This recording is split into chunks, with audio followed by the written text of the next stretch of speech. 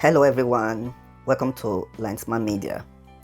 Things are not really looking fine for Hushpuppi and his colleagues. So one of his very close friends that was also arrested alongside with him, Mr. Olalekan Poli, popularly referred to as Woodberry, 29 years old, has been indicted by the grand jury, which is a group of lawyers empowered to conduct legal proceedings and investigate potential crime conduct. Woodberry, alongside Ramoni Abbas, also known as Hushpuppi, was arrested in the United Arab Emirates on June 10th, and if convicted, will face up to 20 years in prison. So according to the complainants, an unknown Chicago company was defrauded into sending wire transfer totaling $50.2 million in US dollars. Companies based in Iowa, Kansas, Michigan, New York, and California were also victims of this same fraud.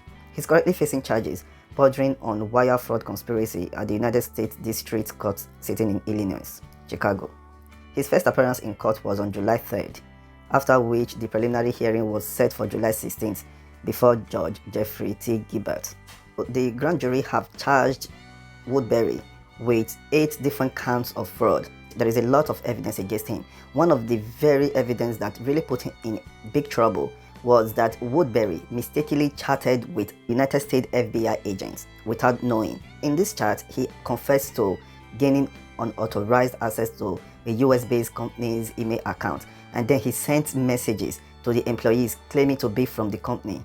So the email were nearly identical to prior legitimate emails sent over the company's email account, but the fraudulent email instructed victims to wire funds to a bank account that was set up by money moles at the direction of Mr. Woodberry. After this money was being sent into this mole's account, Woodberry now instructed the moles that are in charge of this account to convert this fraud money to Bitcoin and send them to virtual wallets that was owned by him. This was one of the evidence that locked him down.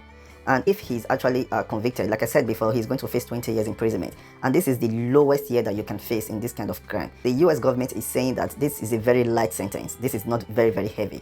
And also, after he's been convicted, all his property is going to be converted to that of the United States government, and all his money in his bank account that can be found is also going to be converted to the United States government. United States is not the only country that he actually defrauds, but since he was being found guilty in the United States, then they are going to convert the money to that of the United States government.